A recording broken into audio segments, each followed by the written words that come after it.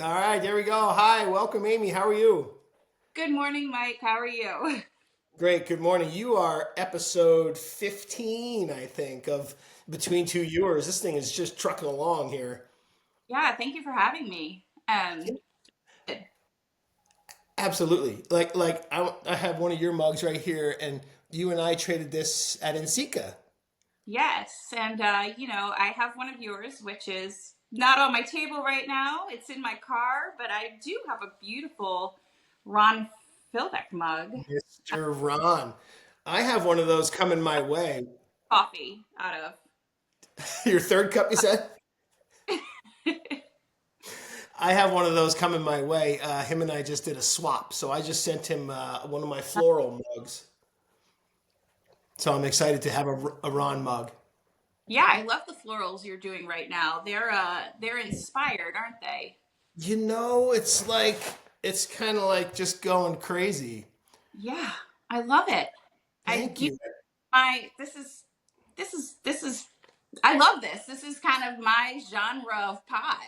Yeah, you are floral lady, right? Your florals are good. Let me see what. Let me show you another piece. Yeah, it was inspired by Matt Shyman. Remember Matt? Oh yeah, make it.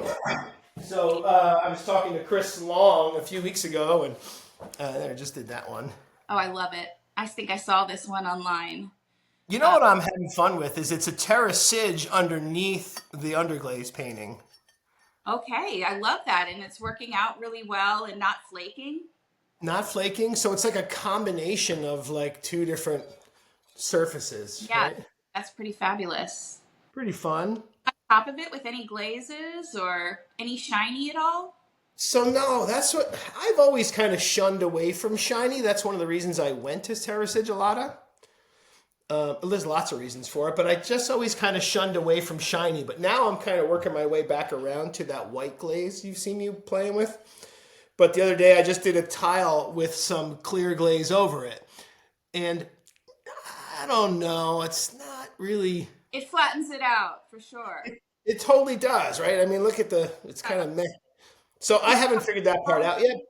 Maybe in some like just little accent areas. Uh, Yes. Yeah. but I mean, it's fabulous. I love it. Thank you so much. But this one I coated with that liquid quartz. Oh, Have you seen that stuff? yes, I have. It's pretty wild. So it Tried it. keeps it keeps the terracige from getting stained.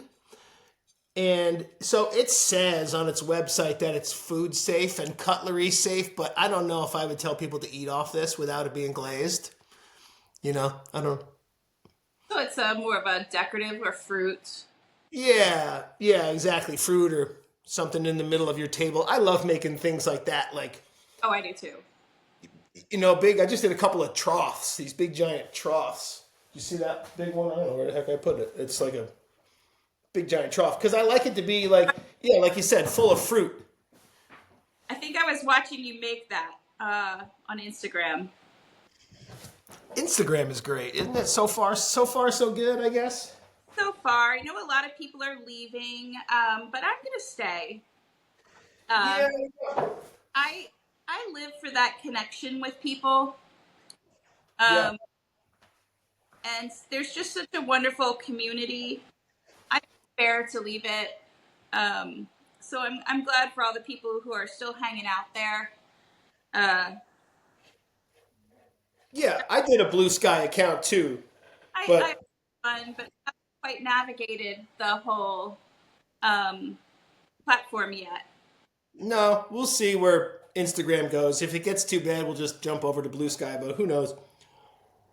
Yep, that's kind of how I feel.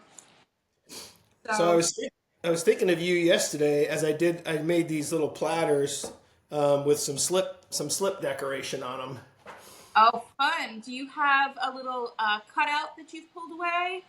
Yeah, so I broke down last year. Oh, my dog's doing this on the door. Hold on. Come on, silly dog. Come on. Come on. I broke down actually earlier in the summer, and I got on Facebook Marketplace and I bought a cricket. Oh, okay.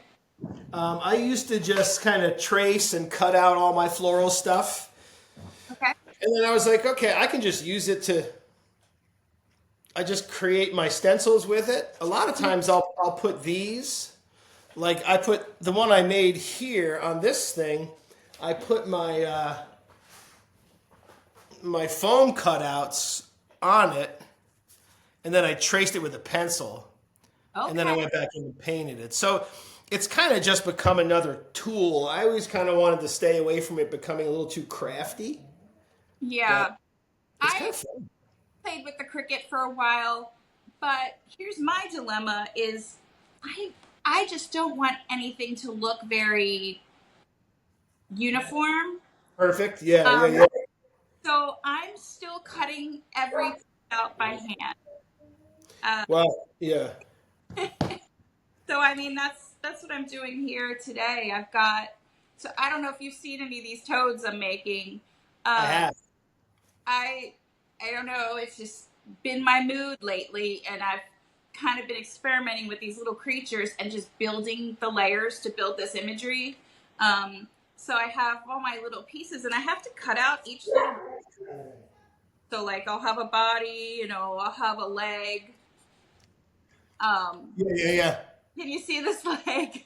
I do. Yeah. I have some back legs and Well, very cool. Yeah. yeah.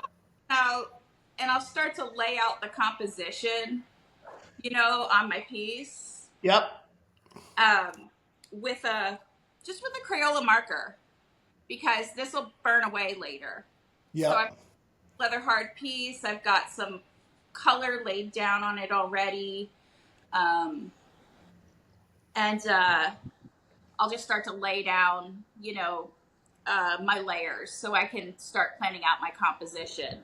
But it's lots of little pieces of paper. I've got just tons and tons of little cutouts that I've cut out. I'll usually fold up a piece. So I recycle all of my kids' worksheets from school because Oh, there's 10,000 ton. of them. Yeah. Um, so I'll just go and kind of fold a couple pieces, in fourths, and I'll start cutting out pieces. So they're all a little janky.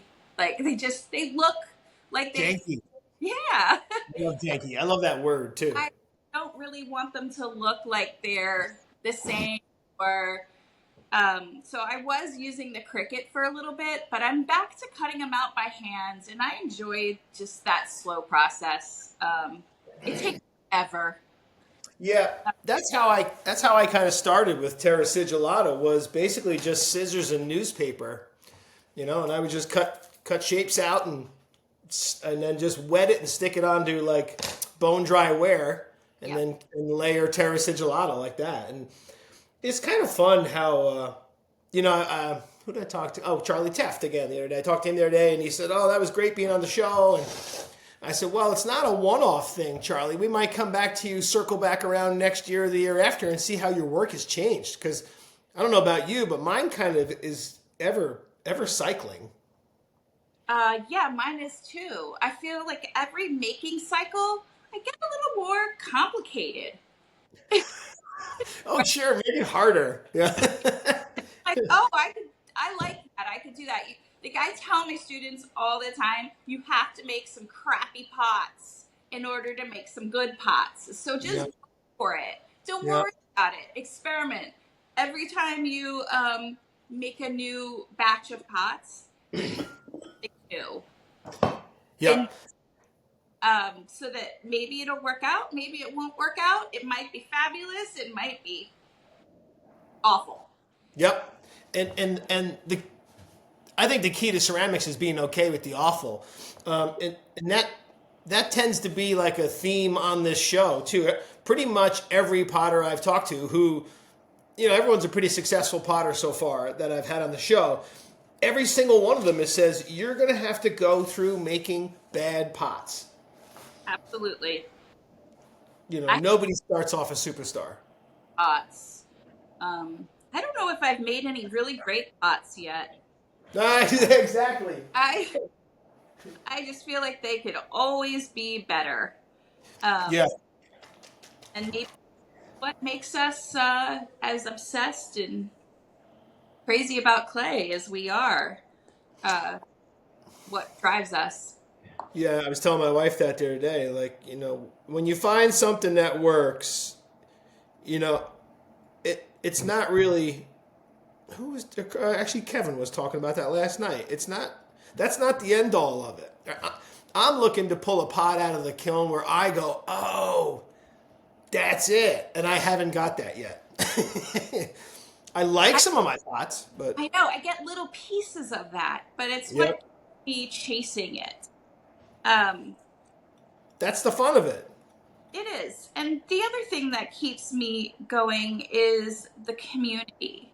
And I really think that's, for me at least, my whole reason for making is uh is that connection. I am I'm typically pretty shy with Hmm. I find it hard sometimes to find a connection in the clay community that has changed my world. Uh, Yeah, Connecting with other clay people, connecting with people who use my pots. It's just a wonderful experience, a way to experience life. And you can't clay without community. no. So that it's possible. Uh, Yeah. we need to share resources for medium. Yeah, and I think that's what potters do. Well, most potters, my buddy Matt, I said, "Hey, I love your green glaze," and he said, "Here's the recipe." His kid Ridge out in Utah, who I've never met. Hey, I love that orange. Here's the recipe. It's like it. It's a great community that does that for each other, and that's one of the main drivers of this show. Is I just love potters. I love they're good people. I You know know. I told you this already, but you put people at ease. Um, so Thank you. even people like myself who sometimes feel awkward in a conversation, I don't feel awkward kind of going in front of the world when I'm speaking with you. So it's much appreciated that you're facilitating this wonderful clay conversation amongst our other clay enthusiasts. Well, thank you so much. That makes it. I mean, that makes it worth everything right there. But Yeah, you know, enjoy other conversations as well and learning about what is going on in the minds of my other fellow potters out there who yes, yes. yes. And I want to know how people are making their stuff, and it's not even just about that. I just want to chat with those people because they're cool people, like Kate Maratz, who makes amazing pots. The other day, she's like, "What are we going to talk about?" I said, "I don't know. We could just talk about cats for an hour." Oh, That's fine. you you have a cat. I have two cats. Oh, Do you yeah. have cats? i have I have one cat, uh but my oldest son has a cat who is currently living here because his roommate is very allergic. um You got a so freeloader. So we have a bonus cat at the moment, and he's Bonus an cat. orange cat. And Oh boy, yeah. he's a nightmare. I Is he love him really? to pieces. What a personality. I'm The orange cats always have crazy personalities, don't they? He is into everything. He just wants to get up on every surface and knock what's there down. My Um, my orange cat weighs 19 pounds. oh my goodness. Is he just that big or is he a chonky boy? He's a chunky boy. Okay. Yep. And he's sassy. Like he'll just look at me and he just yells at me. I'm like, what are you yelling at me for? Yeah. He's just yelling at me. I'm like, okay, what did I do now? Yeah, we have two dogs as well. We have one dog and she's an old girl. So she's not out of bed yet. She'll get up around maybe 11. I think. Have have her breakfast. I'll probably have to make her something. Um, Yeah, she's getting old. she's very old, yes. And she's had quite a tummy ache. Mike, I'm going to grab my scissors. I'm sorry. Yeah, go right ahead. Yep. I'm running screen. You're fine. I always have to move from this space sometimes too. Uh, Not a lot of pottery is done sitting still that I know of, unfortunately. Oh, What am I gonna do on these? My old girl's sitting right there, actually, on that dog bed over there. That's Poppy. She's probably 12. okay. She fell down the stairs a couple of months ago. No. Yeah, so she doesn't come down the stairs anymore. She only had to do that once. She's like, not doing that again. Poor- She's even kind of afraid to come up the stairs. So what she does is when she knows I'm down here, she barks at the door upstairs until someone lets her out, and then she walks around and comes through the studio doors and hangs out. I put her dog bed over there. Okay. So But, you using on your pot right now? Are oh, you so this on? is just Speedball Underglaze. Have you tried these pens? No, I haven't. Oh, these are fantastic. Where do you find them? Maybe I'll write this down. These are called Fine Line. I got these at the Enseca where I met you because what's really great about these is they hold a good amount of product in there, but in the top right here is there's a little metal rod. I don't know if you can see it. And it is not going to plug up your. Yes, it goes. It's tough sometimes when you wear glasses to get it back into the tip, but once you get it in there, it's done. Fine line. Okay. Yeah, and they make them in different sizes, which I just found out because there's blue, yellow, and white. They're like 18 gram, 10 gram, and so you get to some of these where the actual nozzle gets a little bit thicker, so you can draw fatter lines with those. Yeah, I typically go for like an 18 gauge or a 16 gauge. So Yep. I like those wider And applicators. they're kind of cheap. I think you can get them on Blick for like $15 for they come in a 3-pack. Oh, that's Yeah, not. it's not too bad. Yeah. So I'm just dotting away thanks to Matt Scheinman. I texted him and he said, "Be careful, man. Those dots will drive you crazy." So just kind of. No, but it's wonderful. And are you using slip to dot or underglaze? It's underglaze. Yeah, it's Okay. all underglaze. And then this is over a vanadium yellow Terra Sig. So, and then I blackwash it. So I really like the kind of the change between the Terra Sig and the underglaze. It's kind of like two pots in one. It is. I love it. I do love that, those surfaces. So I've been stitching this base of my pot, uh, and then glazing over Ah, top of my slip surfaces up here. hmm. So I'm using underglaze, then my slip recipe that I like, and then porcelain slip on top of that, Okay. and then Parasage down here. And right now I have latex on here. I love it. And you created a butt like I did, you said, right? I did, which I love. Did Because, you just throw it on the wheel like this? yeah, I threw the butt on the wheel, Yep. and then I pinched my base into it. But then I just use calipers to measure it, and I throw the body Oh, yeah. pieces together. So you throw it bottomless and then you go, Exactly. that's It genius. And it gives a little bit more volume to the mug, too. absolutely does. And it's, you can't really tell. You can't see it on camera. You're not going to see it. But I love being able to look inside of this and see all of that hand built, the pinched marks. I love being able to touch this here and feel it. I've been making some bowls this way. I can grab one behind me. Yeah, I was going to show you mine. Yep. Go ahead. Yeah. Yeah, so I make a big bowl one like this. I love it. I'm using the same mold Yep. for my mug and my bowl. Yep. It's Throwing, genius, isn't it? throwing a different body for it. Uh, and then sidging that bottom, and it feels so just so nice to hold, and having that variation of the sidge Love again, it. really juicy. This juicy. Oh, look at that little baby. I love it. I know. You can What's tell on the? Is that a red art terracage on the bottom? it, it's Newman's Red. I got a whole bucket full of that. That's good stuff. Yeah. What clay do you use? Are you a white stoneware or a red stoneware or earthenware?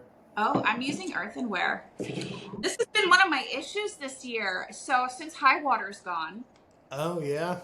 I've really just slowed down with my production because I'm looking for a new clay. So I haven't been doing a lot. I've sent off a couple special things to Charlie Cummings. I've done a few local markets. I have a little local market coming up, but I yeah, will. it's I'll text you I'll text you a picture of this. The clay that I use is Laguna. This episode is sponsored by Laguna Clay, by the way. And you can only get it at Alfred University. Like they only make pallets of it just for the school. So I okay. just go down there and buy it. But I finally got the recipe for it. So if you want, you might want to take some of the grog out of it. But if you want to try it, it's a great red clay. It's really fun to build with. What temperature are you firing it to? I go to 6, so it's a 6 to 10. Okay. Yep, 6 to 10 body. So I have this clear glaze that I love, and I just haven't found this juicy. I don't know. I just haven't found this juiciness at another tone that I care for, and so it's a spodumene, mostly spodumene in the. So I could start.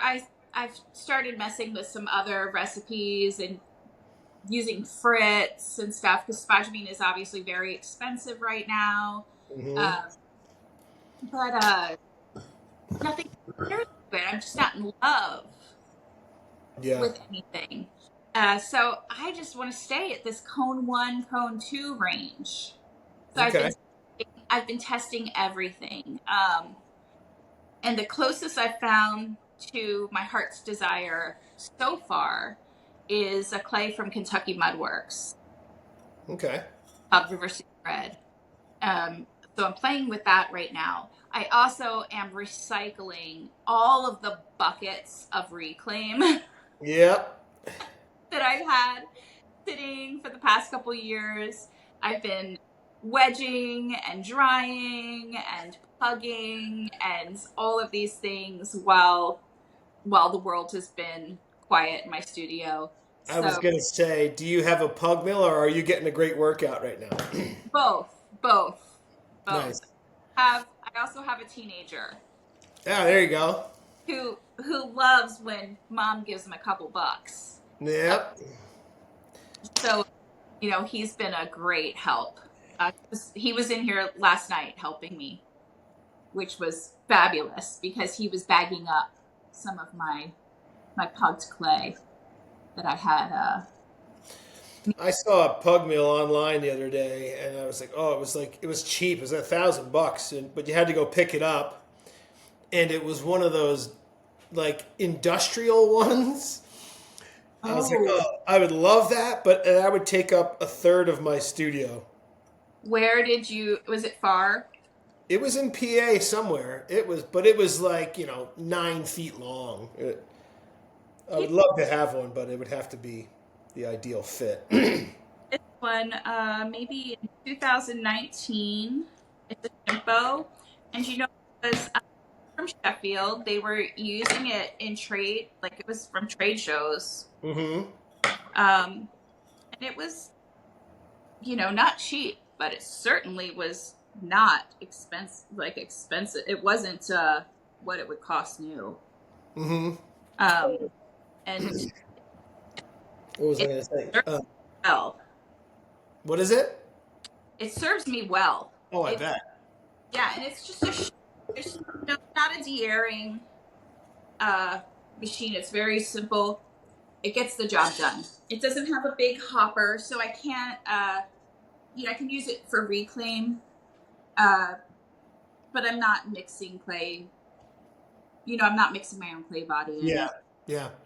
I don't Uh, even really wedge anymore. Like, if I'm going to throw 10 mugs, I just cut, I cut 10 1 pound pieces and I slap them into a ball and then I wedge on the wheel. I just cone up and down a couple, 2, 3 times and go from there. do you? I find a lot of meditation in the wedging. So I will actually set aside the time to sit and wed. We'll I stand should, in. I should probably do it just for the workout. I'm getting old, Amy. Parts of my body started hurting now that I'm not very happy about. Well, you're an athlete, so you Yeah. So it's not good when stuff hurts. know. How long have you been a potter? How long have you been into clay? So that's funny. Thank you for the question. I just applied to the ceramic artist emerging artist thing. Oh, I'm so excited that you did that. Yeah, I hope I get in. I just wrote an article for Pottery Making Illustrated as well. Congratulations. Yeah, that was fun. It, I was in this Ceramics Monthly right there back in 2023, nice. which Aren't I love the teams over there at Pottery Making Illustrated and Ceramics Monthly. They're wonderful people. yes, that's written down on my notes right here. The Ceramic Art Network. You did a work from home workshop, right? I just did one of those in November. Aren't they great? Jen Hardetti's the best. Love them. Yeah. Love them. Yep. And what amazing work they did. I felt so taken care of when they sent me a camera. There was 3 of them. One was fielding questions, and I was like, this is fantastic. They really were wonderful. Yeah. Uh, Again, our greater clay community is wonderful. Our our online clay community is amazing. I feel so lucky to be part of this. I couldn't live without my local clay community. I adore them. These are my people.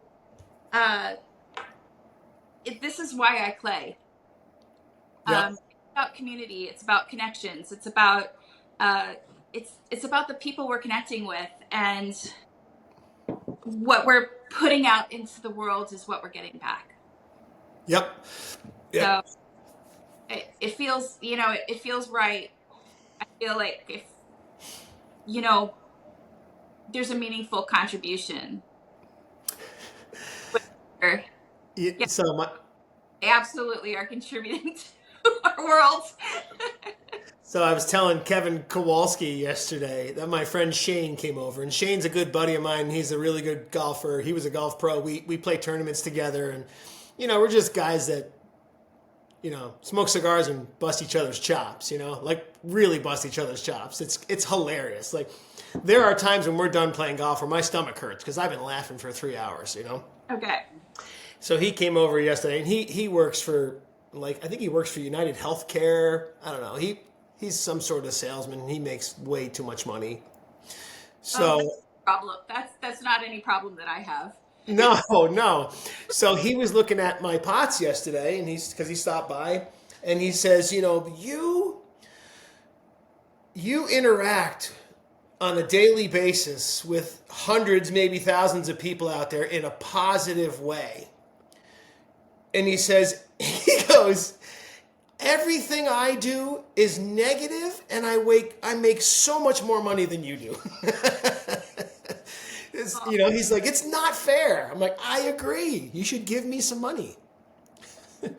He should sponsor you. He did mention that. I wouldn't turn him down. So I'm gonna hit him up. I don't know exactly what that means, but it sounds good. Yes, some sort of sponsorship. Some sponsorship. So we're talking about community. Like all of this came about because I tell people a lot. My work changed a lot when I got my own space. Right? Yes. because I can leave my stuff out. I can let it dry and leave for an hour and come back and then work on that piece. You know what I mean? Rather than trying to cover it and go back to your community space the next day, you know? But the one thing I've always missed in my own space was the people. So I started just doing live Instagram videos 3, 4, 5 years ago just because I wanted to talk to people while I'm in the studio.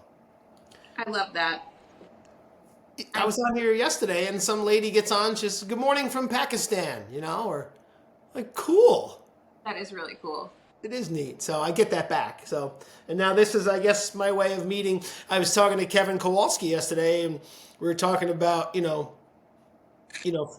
his faith or whatever like that. And my brother is a pastor and, we were talking about God. And I said, well, in a way, this whole show is about meeting the creator.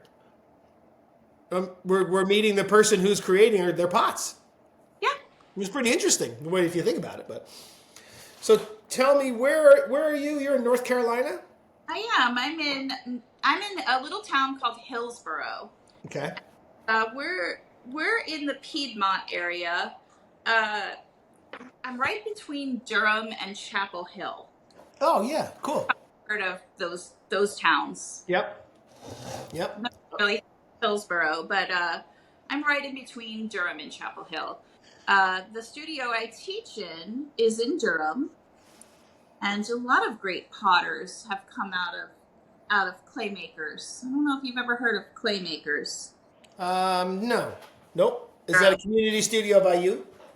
Yes, it's in Durham, North Carolina. Mm-hmm. And that is studio. That is where I teach and where I spend a lot of my time. I'm here now in my own personal studio, which also I kind of mirror your sentiments on that. Is my work started to blossom once I was able to be in my own space. But I credit a lot of my success to having the opportunities I've had in the community studio. Sure.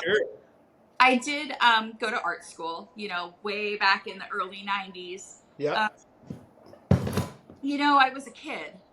I was not a serious kid. I was a little wild. I wasn't focused on anything. I know all about that.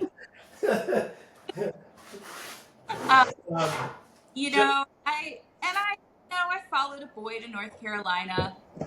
And here we are, 26 years later, and we have 4 kids. So that's what I did with my life, in my young years. And where did you go to school? Micah, Maryland Institute in Baltimore. Okay, and did you go to school for art? Yeah, and I met my husband there. We didn't start dating, until afterwards. He delivered me a pizza. Oh, okay. Yes, he delivered me a pizza, and the rest is history. I was going to say, he looks like a pretty cool cat. I think I like him already. He's not a pizza guy anymore. He's in game development. But, somebody has to bring home the bacon. Yeah. But he's also an artist. And is he? What does he make? Video games. Really? Yeah, he's a video game artist. That's very cool. Yeah, and there's actually a huge industry here in the Triangle in North Carolina. This is where Fortnite is made. Really? Woo. Yeah, he doesn't work for that company, but this is kind of a big pocket of game companies here in this area. Oh, I didn't know that. But he's had a career here, and I followed him here from Baltimore, and got married young. So we've been raising our family. It wasn't until our youngest and surprise daughter was born. Mm-hmm. Premature. Born at 27 weeks, prematurity. We went through a couple years of just pure, like, life turned upside down Wow. Yeah. crises, in ourselves. And we just kind of looked at each other and we said, life has got to change. We need to change. We need to be who we are. We need to do the that we've set out to do. We need to revisit that now. And he pulled my wheel out from the garage and he said, I'm going to do the things I love and you're going to do the things you love. Wow. That was it. That was in maybe 2015. Wow. And so I just haven't stopped. I haven't stopped since then. Good for you. And, and he started running marathons. So Wow.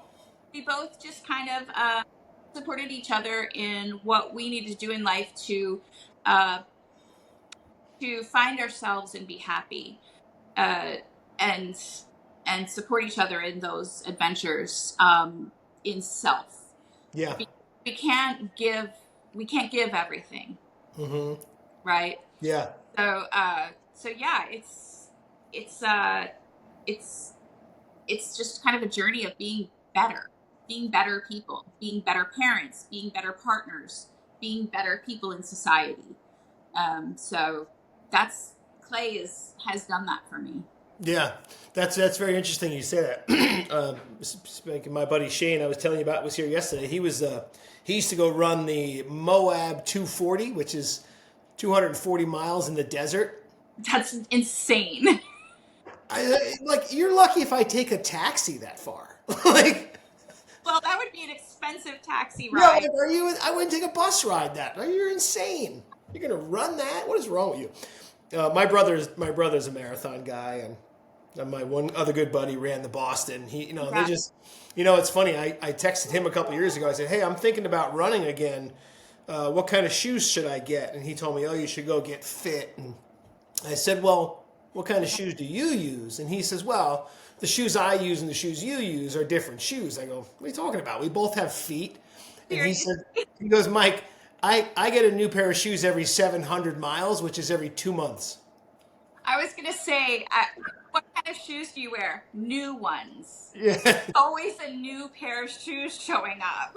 Yeah. I have a shoe problem. I absolutely Um, do. you're a runner, though, you really do have a shoe problem because apparently they wear out very quickly. And I see new shoes around here. Uh, Yeah. but, I support that. Uh, That's a healthy habit.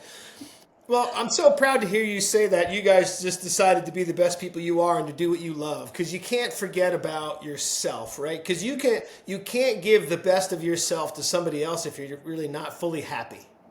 exactly. You know, I'm at that point. I mean, I've been playing golf since I was 5 years old, but I'm at that point where when I go to work, I'm resentful that I'm not in the studio. Yeah. I want to be here. But Um, you just have to be the best. I mean, we all have to do things we don't want to do, too, of course. yeah, But to be the best people we can be yeah, so that we can give of ourselves in those other ways. You can't yeah. all give. Um, although I find working in clay is there's a balance in it as well that's naturally built in because the clay community is so giving uh, that I really kind of enjoy that camaraderie that we hmm have with our fellow clay people. And I Uh, think I think just making ceramics, feeds into that being the best you can be every day type of thing. Because I think clay is something. In a way, it's a lot like golf. It's something you're never going to master. You're always going to be searching for something new, and it's always different. right? I'm never bored Yeah. ever. Yeah. Uh, I can always find something new. Um, I always need to find something new, especially teaching in a community studio. Like I have students who will repeatedly take my class. Some of them have been throwing for 20 years. Yep. So I have to find something new. If I don't find something new, then they're spending their money to be bored. Yeah. Uh, so I have to keep on top of it. So it makes me grow too. Um, so it's always giving and taking. It's always a balance that's built in that I just thrive on. Um, I have I have special plans for Valentine's Day. And I had to clean up my studio a little bit for it. I'd like to say I cleaned up my studio for you. Darn. A play date tomorrow. Oh, A couple of friends from that I teach with at the community studio, and we're getting together tomorrow to work on a little project just for fun and for companionship. Uh, you that's fun. which I've never done in my studio before, but I'm really excited to do it. Yeah. I tried to get online and have some people come to my studio. The golf course I work at is about 2 miles from my house. So we have an inn that people stay at while they play golf. And in the winter, Ooh, he's there. So I put out this, come for 4 or 5 days. You can stay at the house, which is 2 miles away. And it was like $800, and that includes your housing. that's a great price for like a little workshop Yeah, a kind of. little workshop. We'll do some hand building. We'll get some firing. I could fit 5 or 6 people in here, and it'd be fun. And I had a couple, 3, 4 people sign up, and then one had to back out, and it was kind of getting late. I said, let's just try it again next year. But that's what I love to do. I want to have artists in here making stuff with me and just chatting and having coffee. You look like you have a great studio too. It's a cool space. I'm not gonna lie. Well, my original studio was in a little cabin, which is up the hill in the back of my house, and it was like 12 by 12, Okay. and it Which was really small. 12 by 12 is nice. Yeah, it was fine. I made it work, but when I had to bring home 10 or 12 boxes of clay, getting them up to that studio was no fun at all. I actually I put it on a sled, put about 4 or 5 boxes on a sled, and wrapped a rope around the pylon. I was pulling it up the hill just to rather than going up with each 50-pound box at a time. But my wife, we're looking at a building downtown. My wife has a frame shop. Oh, okay.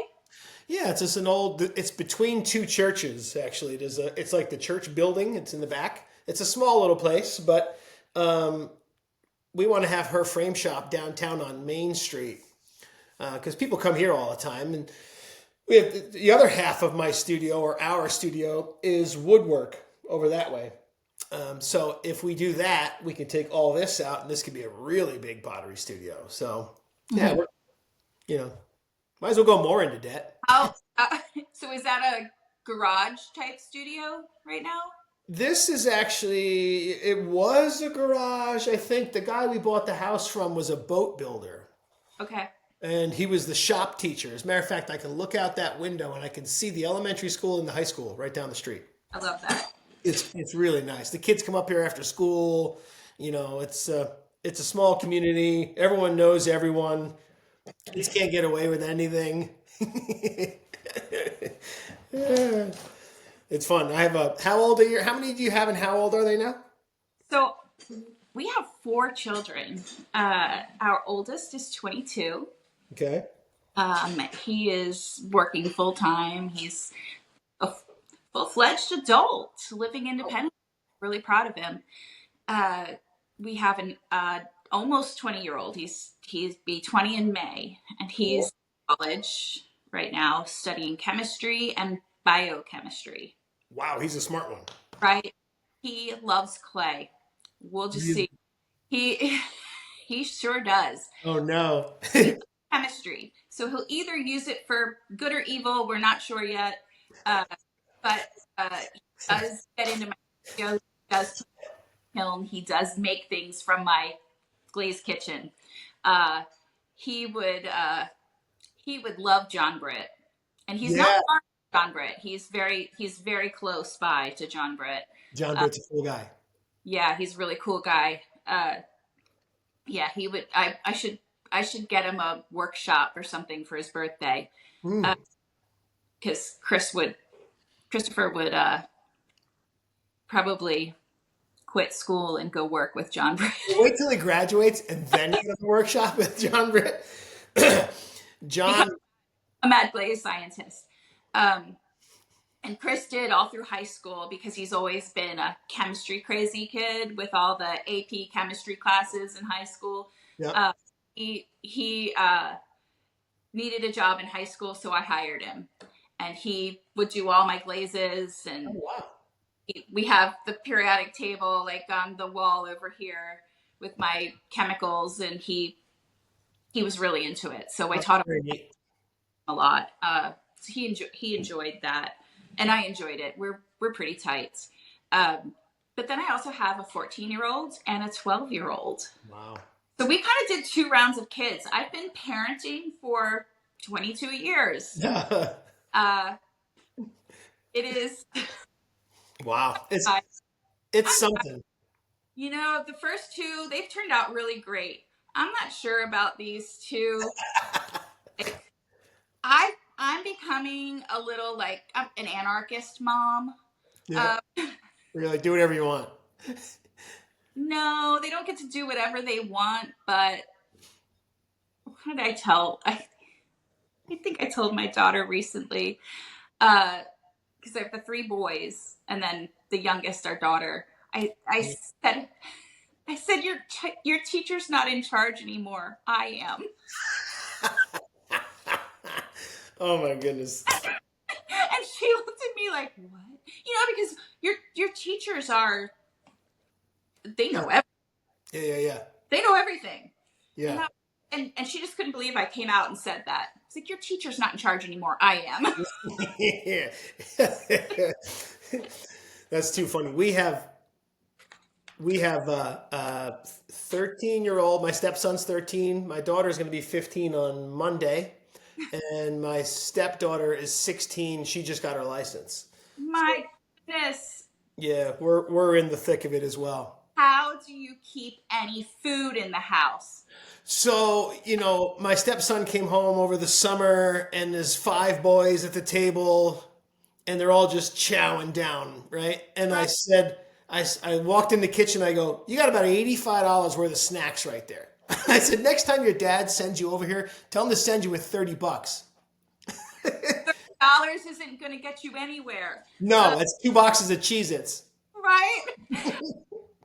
I swear, we get up in the morning and we look around and we're thinking, somebody was up making charcuterie boards during the night. That's what they were doing.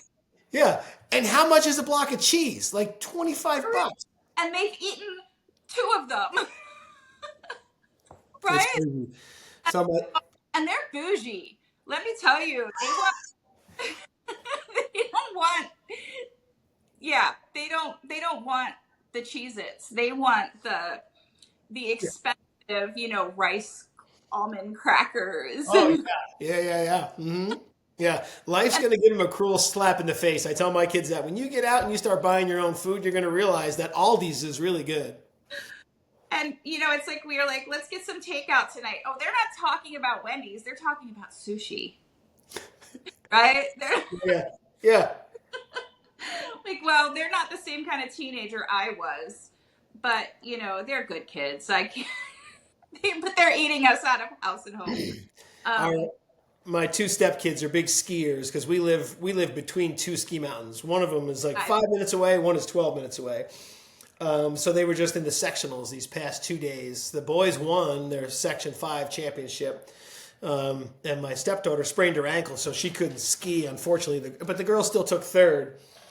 Wow. But my stepson, he's a what we call a park rat. He wants to go do rail slides and backflips and stuff with his buddies. And Oh, I have. so he went up there the other day, and he was getting ready to go. And I said, "Hey, wear your helmet. Don't smoke pot." Because all those kids up there are just getting stoned. I'm like, just stay away from those kids, man. Yeah. Let's see how long that lasts. See how long. How old is he? He's gonna be 14, so he's 13. You probably don't have to worry just yet. No, But I'm gonna grab a quick slab. Go ahead. okay. Yeah, so they're all really good kids, and You know what's really amazing is they all have over 95 averages in school, Yeah, which is like, oh, okay. Didn't know that was doable. that's great. That is Yeah, great. it's pretty impressive. I mean, I don't know. I said to my wife today, I said, is school getting easier? Because, or, I mean, I remember having like C's and D's, and I was just an idiot. I couldn't pay attention to Not, anything. in my opinion, I mean, I'm doing homework with the kids. Uh, Boy, it's different. It's hard. Yeah. I'm Googling these math questions for sixth grade.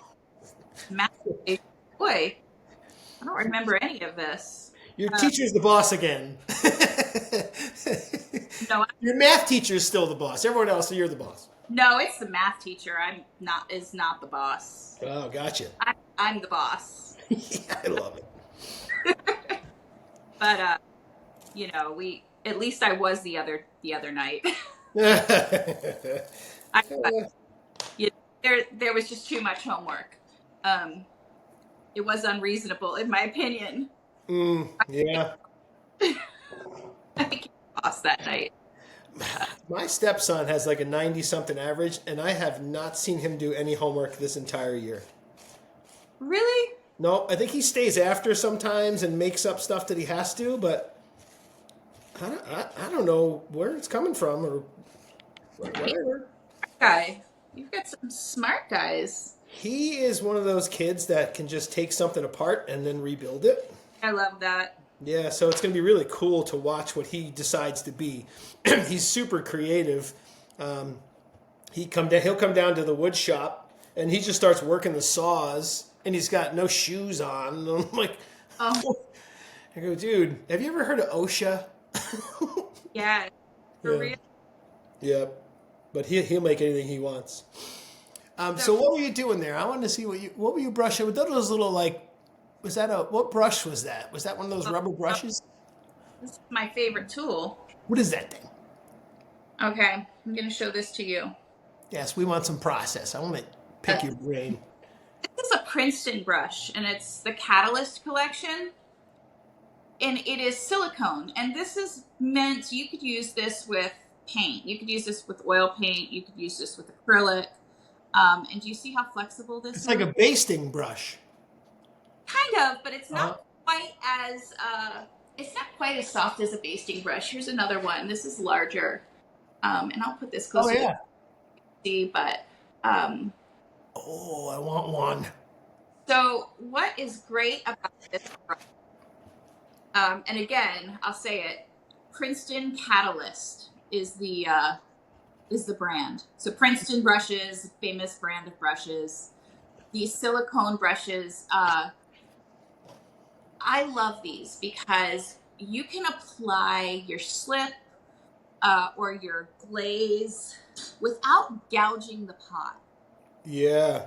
If we're wanting to go on and comb through some slip or comb through some underglaze, you can do that without gouging through into the clay. Whereas if you had a rib that was serrated or had a texture, you cut a texture out of an old credit card or something, that hard plastic would gouge your pot. Yep. These not. It's just a nice gentle touch, and I love it. I love it so much that I almost use these exclusively now for doing that comb through for that texture.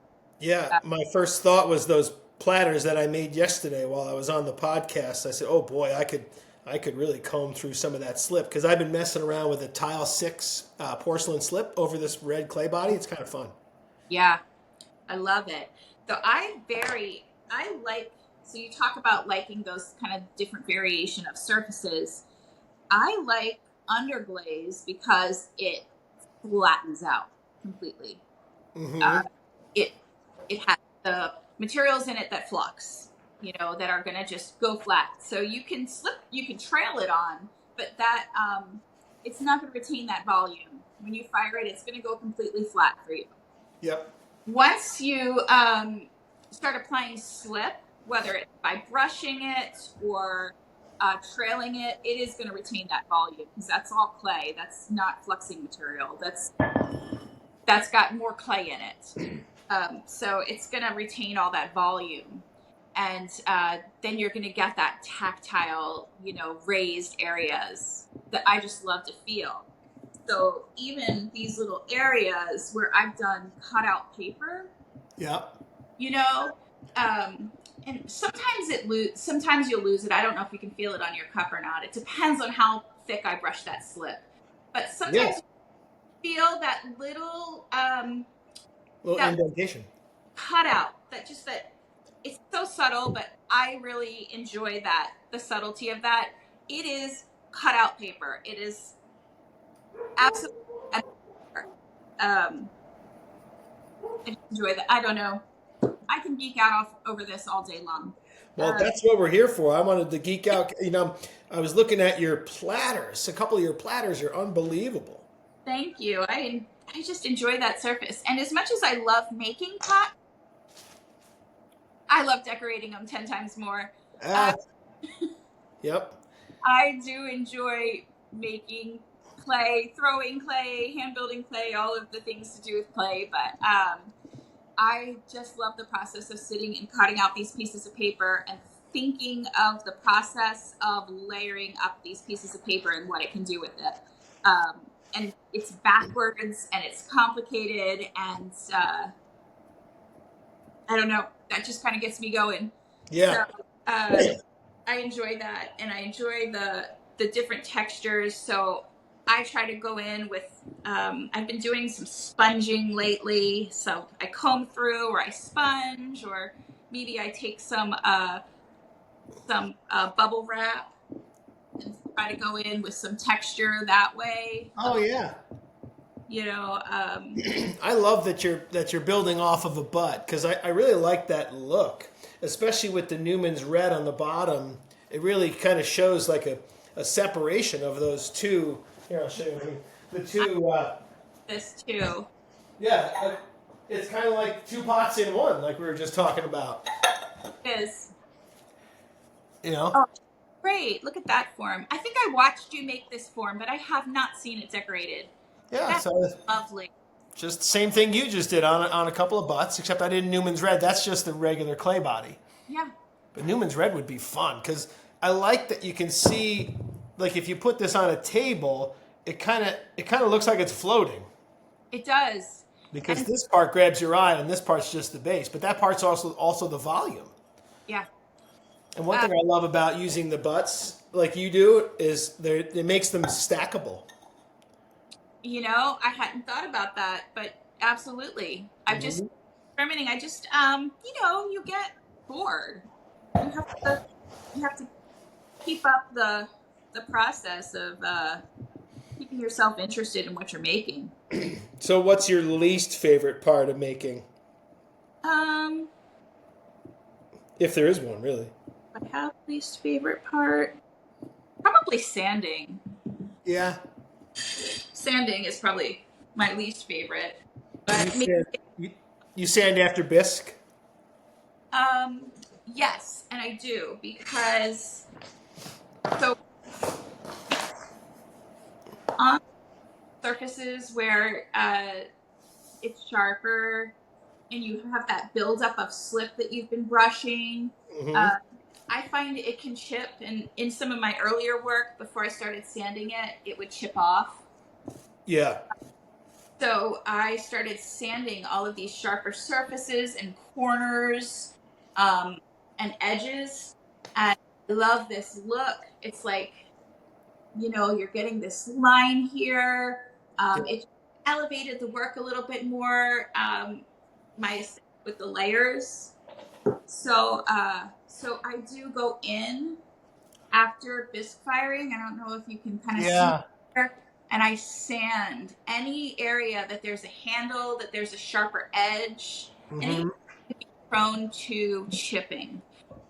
So anything that would naturally chip, like the edge of a handle. Here, if I was to have a squared off pot, I might hit that corner. Anywhere it would naturally age, I I'll hit it with a just to smooth it, so I'm knocking any of the sharp brush marks of that slip off. You just wet wet sanding it with a 400 grit or something. Exactly. Yep. It takes no time at all. Yeah, it's just But a wipe. Yeah. something magic happens, and I love it. So and it has a practical purpose as well. So that's something I do I with. just started. I just started adding these kind of big beefy lips to the hand built pots on the top, Yeah, I love because it. if you slump mold this and you texturize it and you add a big giant foot, when you take it off, if you don't, for me, if I don't add this big giant lip, it looks really slabbish. It does. I think the rims are make the pot. Yeah. It's it's gorgeous. I love it. And one of the things I love about your sidges, and I know that your wash that you do after Yep. the fire adds to it, but the sidge exposes that it breaks at that edge Yeah. too. I Unfortunately, like that edge. the thicker slips don't do that, so you have to go back in and do it. Yep. But it's just so beautiful. So that's part of the reason why I go in and sand. But if I hand build like a bowl, like I hand built this one, Of course. thank you. I was just messing around after talking to Chris Long. I have no idea what this is going to come out like. But this is, I made some colored slips because I said to him, I said, how do you make your dots, like I'm doing the dots and everything, how do you make your dots like so raised? He said, well, that's a slip. I was like, oh, you dog. So I just slipped all over this thing just to see what it's going to come out like, and it's a different color foot. But when I hand build it, the rim is plenty thick.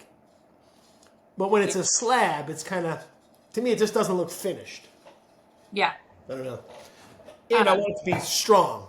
What kind of slip are you using for those dots? That is, what did I make? That was the tile 6. That's Okay. actually Matt Metz's tile 6 recipe, Okay. which I got from him years ago. It's interesting. I told you earlier I applied for that emerging artist thing, and it says in it, people that have been working in clay for 10 years or less. So I've been doing clay since about 2009, but I'm only able to make pots 6 months a year. So technically half of that. Yes. I hope they realize that when they look at my application. That you've gone from professional athlete to pottery. It's a rare mix, Why is it a rare mix? I don't know. I don't know. I don't think it's considered a rare mix. I think there's a lot of parallels you can draw. Yeah, I would think guys with good eye-hand coordination should make more art. I do. Um, Yeah, I think I agree with you 100% there. yeah, it's funny when people ask me, at the golf course, what do you do in the winter? And I tell them, and they're like, what? And then I show them some pots, and they go, oh my god, those are good. Like, sorry, But I love the old ladies that live in this small town of mine when I tell them how much I charge for a mug. Yeah. Yeah, they're like, what, are you crazy? I'm like, oh, that's actually $20 cheaper than it should be, but... Isn't it? Especially with the prices of our materials. Oh my gosh, it's getting worse. Not. Luckily, my uncle's a CPA, so it's not a total loss every year. Uh, I have lost year, but boy, oh boy, I can imagine. But again, it's really more about the community, right? It's kind of like hanging out with your friends. Yeah, I mean, somebody's nice too. I was thinking of actually going to Ensika next year and renting a booth and doing these interviews live. Oh, that's so great. Wouldn't that be fun? Like a between two viewers booth right in the main area there. Yeah. That'd be So fun. here, Are you going next year? next year I'm thinking of going, but I'm not going this year. Yeah, Salt Lake's kind of far It's far. for me. It's really far for me too. I really didn't have any desire to go out to Salt Lake. Um, so I'm gonna skip it this year. I'm gonna have a little FOMO while it's happening.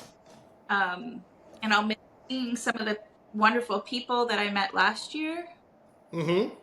Um, but I'm gonna hope to go next year when it's in Cincinnati. Is that when we met? Was that last year at NSECA or was that 2 years ago? In Richmond. Richmond, right? Yeah, yeah, it was in Richmond. Last thing I remember we were talking about was the camp you went to. How was camp? Oh, it was so wonderful. Uh, I signed a contract to go back again this year. Mm-hmm. So I'll be back up to New York for another it's about 9.5, 10 weeks that I'm there. Where is it? It's in Lake Placid, Oh, I love Lake Placid. right smack dab in the middle of the High Peaks area of the Adirondacks. Yeah, I love Placid. Cool And, town. the camp is over 100 years old. Mm-hmm. So that is, it's a really solid program. My husband went to summer camp there. His father went to summer camp there. His aunt went to summer camp there. So that's how our family is affiliated with them. But I never worked there until last year.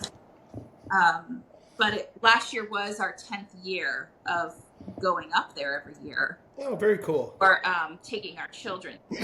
But it was and again, this is another part of being community and feeling I had something to offer through clay.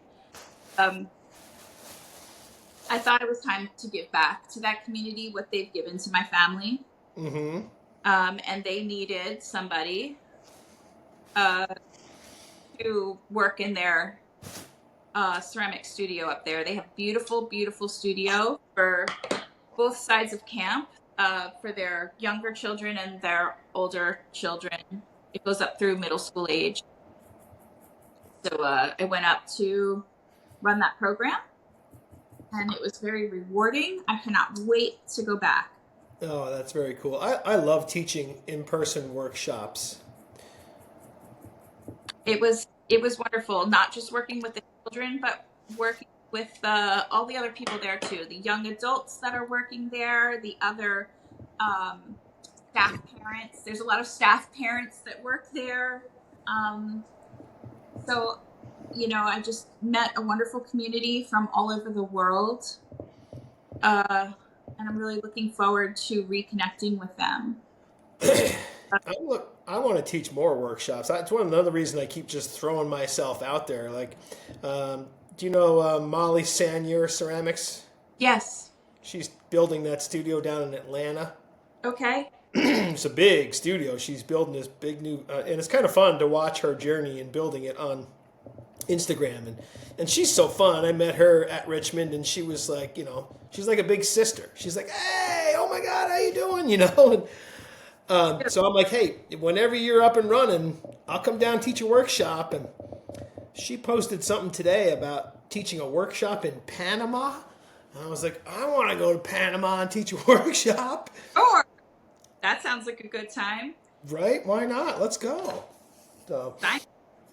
and it's just fun for me. It's kind of like me teaching golf. I just like to make people have more fun, right? If I watch somebody hit a golf ball and I go, you'd play better if you just did this. It's not like I'm trying to. And then when somebody first paid me for a golf lesson, I was like, oh, that's cool. I would have told you that for nothing. I just wanted to help you. I agree. Everybody has a reason for wanting to learn these different skills, and no matter where they're at, you just meet them where they're at. You're still making a connection with that person. Yeah. Especially in a community studio, people are hungry for pottery right now. They're hungry for it. It's popular, but they're all there for different reasons. Some of them they're there for socialization. Some of them are there because they might want to pursue it professionally. Some of them are there just for hobby.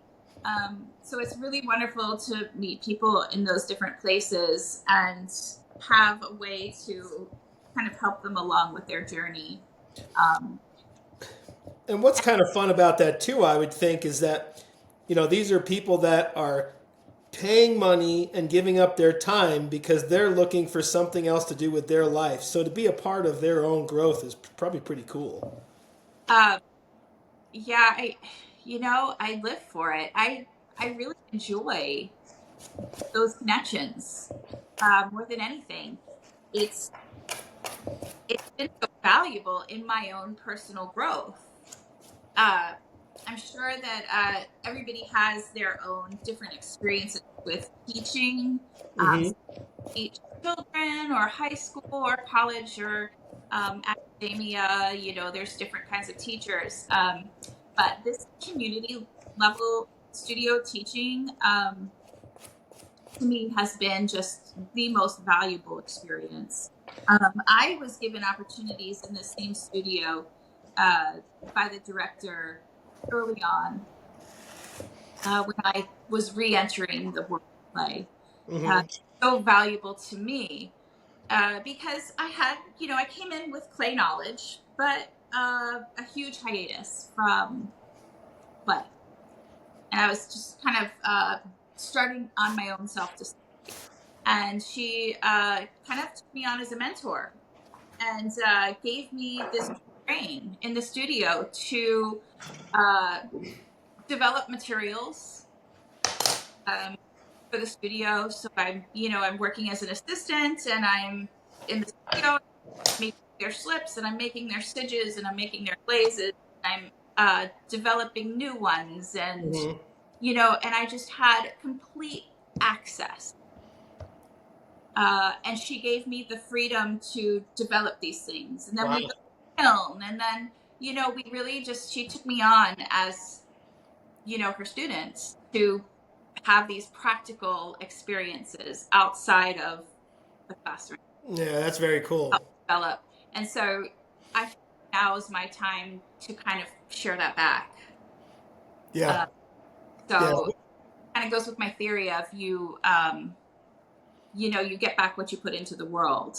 Hmm. Yeah. So What a great thing for you to have too. uh, And yeah, it's the people in the place.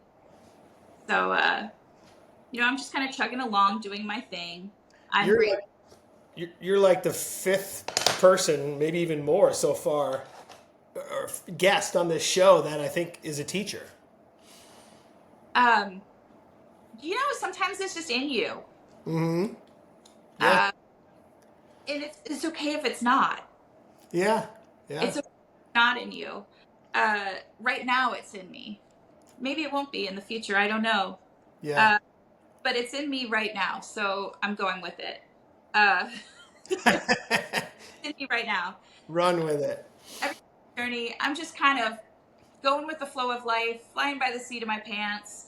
I've been given so many opportunities to show my work, work, by lovely galleries and lovely people.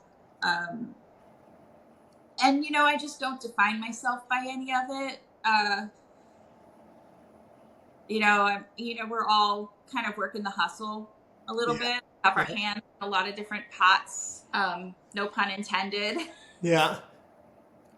And I'm just kind of grateful for every opportunity because I see every opportunity um, to, connect with an audience or connect with people.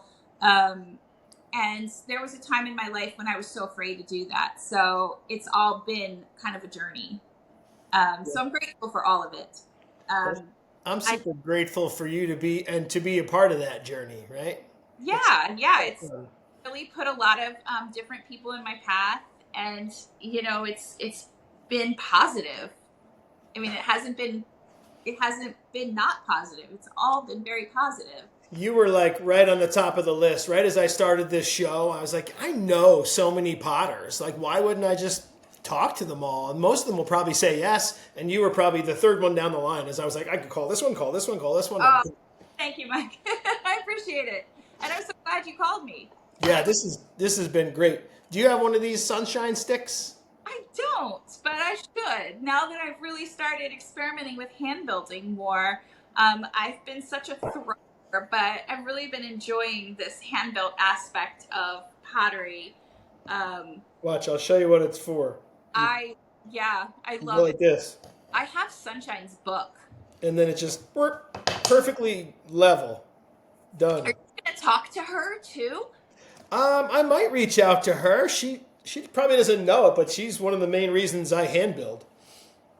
She is lovely. I love watching her online, and I Hmm. buy her book as soon as she published it. Yep, I have it right there. Yep. Mine's right back here on the shelf. It was on my bedside table for quite a while. Her method is I kind of took on her method. You know, I was kind of messing around with hand building, and what drew me to Sunshine Cobb and what really kind of took me over to Terra Sigillata was her matte surfaces, which I found out she sandblasts. I was, She hey, do we need to get sandblasters? Maybe my next. My old studio had one, and I was like, am I really going to buy a sandblaster to get the surface that I want? And then I don't know where I stumbled across Terra Sigillata, and I was like, well, that's an easy way to get a nice matte surface, and boom, I went down that road. But in my research of all that, I was watching Sunshine Cobb, and I watched. It was like a little 30-second snippet on Instagram of her coil and scrape. She calls it, like I was just doing. Yep. And I went, huh. And I made something. And I said, well, that's how I'm making stuff for the rest of my life. Those scrape marks are just, Yeah, I love it. You know, just yeah.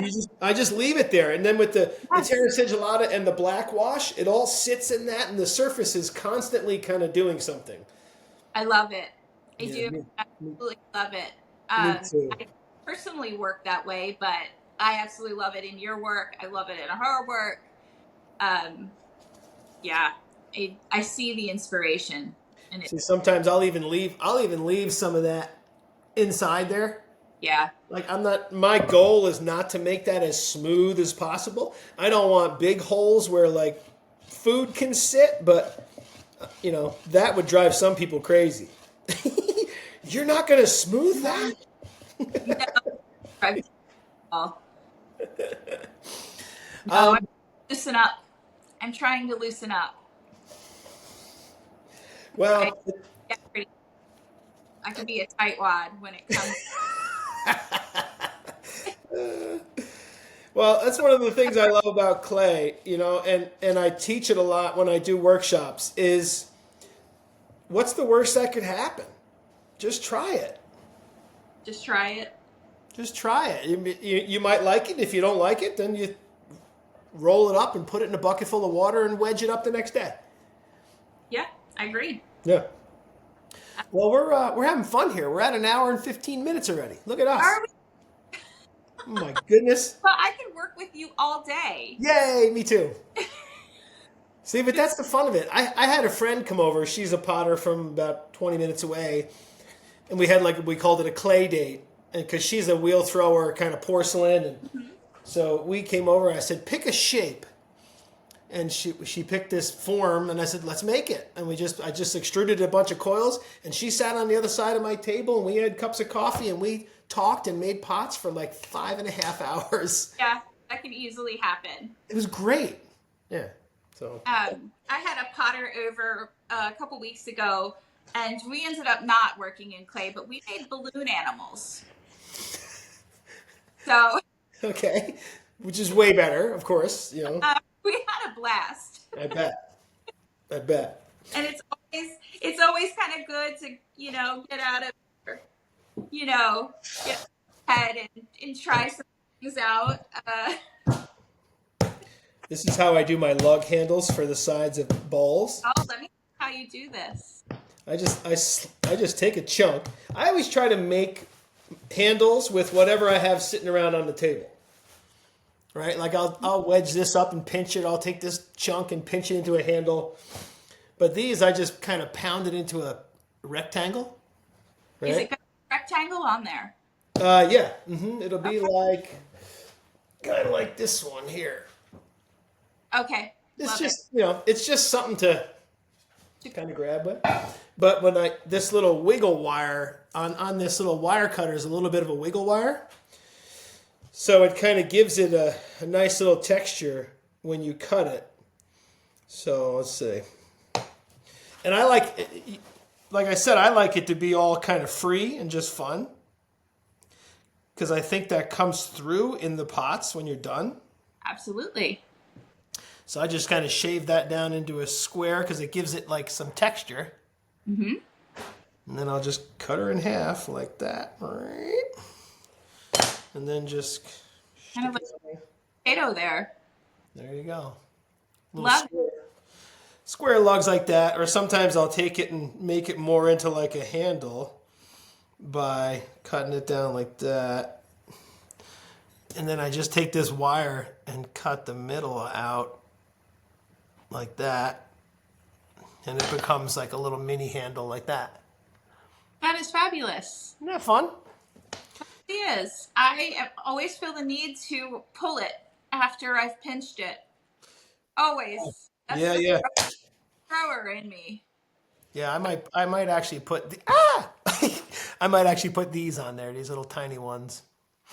Those are adorable. Thank you. Yeah, I started doing the whole pinchy handle thing a couple years ago because living in upstate New York,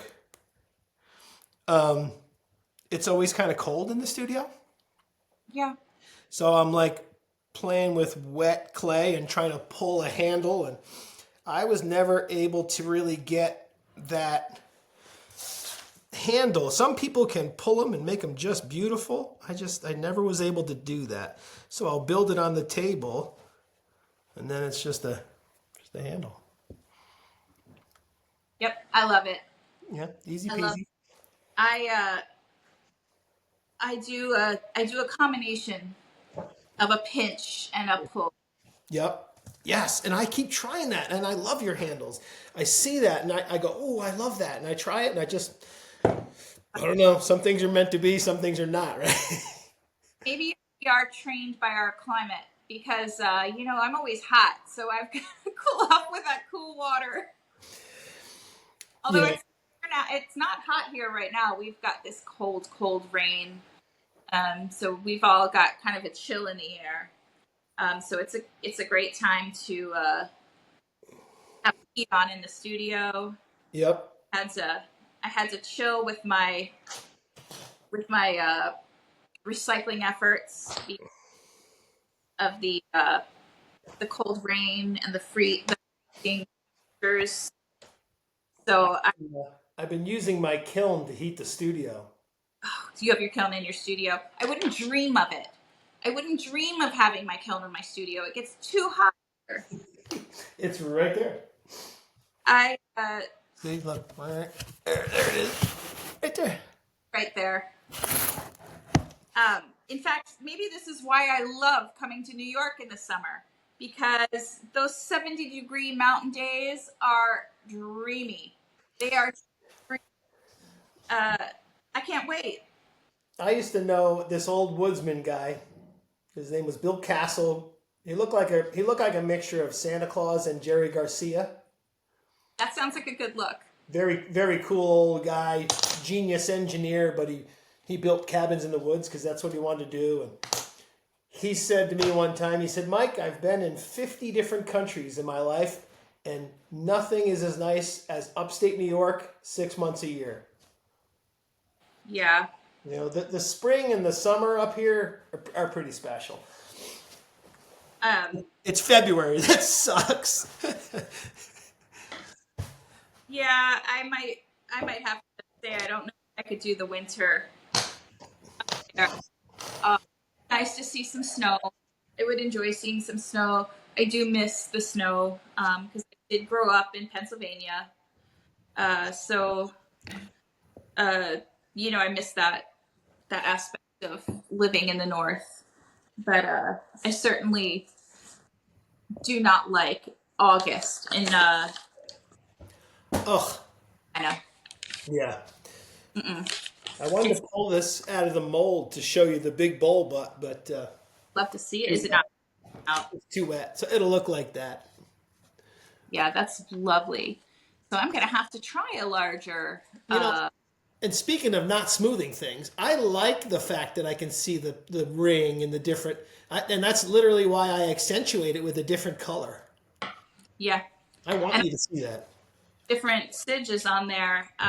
Yep. I'm just dipping mine. And then I love to save. Let's see if I can grab this here.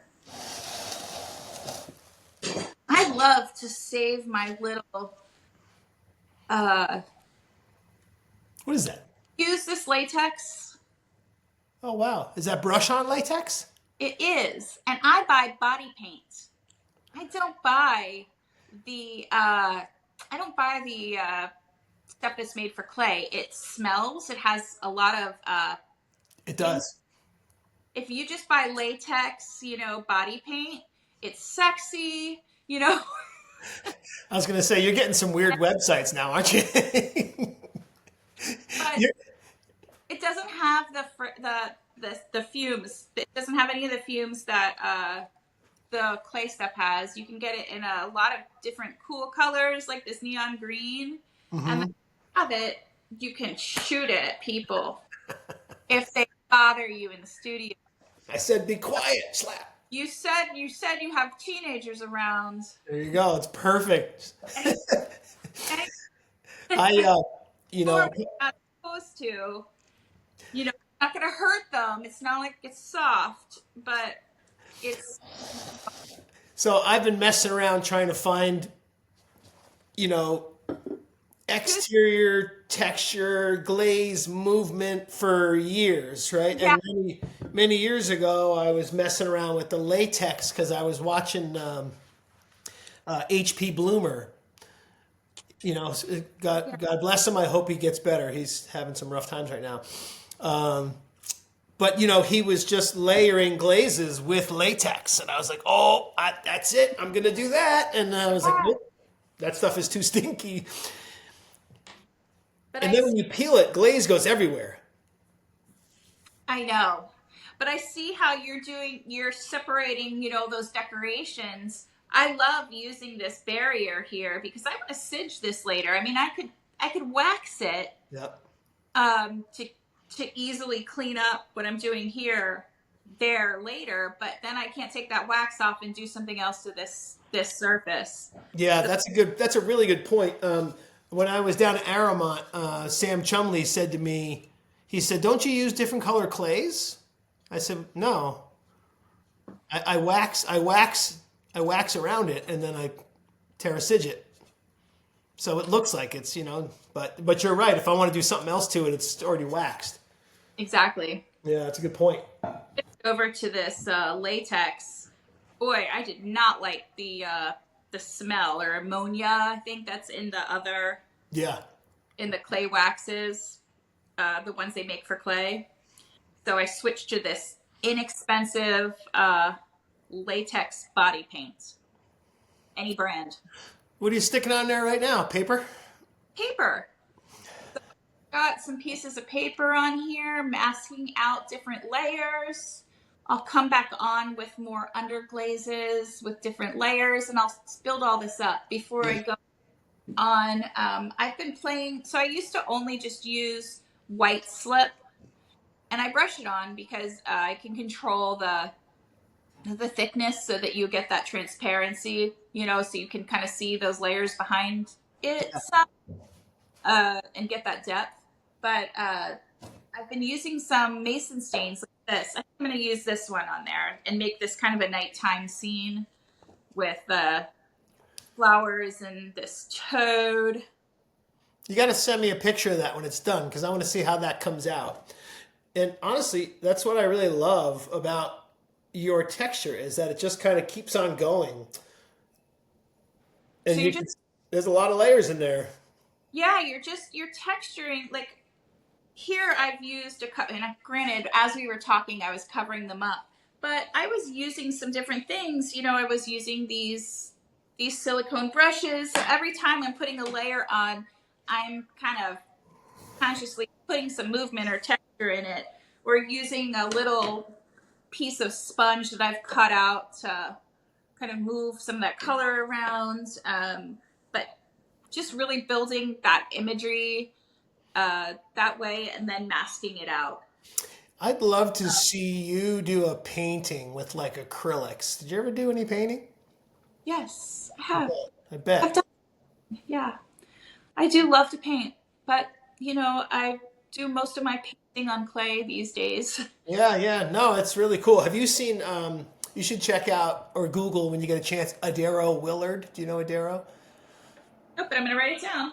Yeah, she was one of the professors at Alfred for a couple of years, and she just moved somewhere. But she does very fun surface stuff like yours.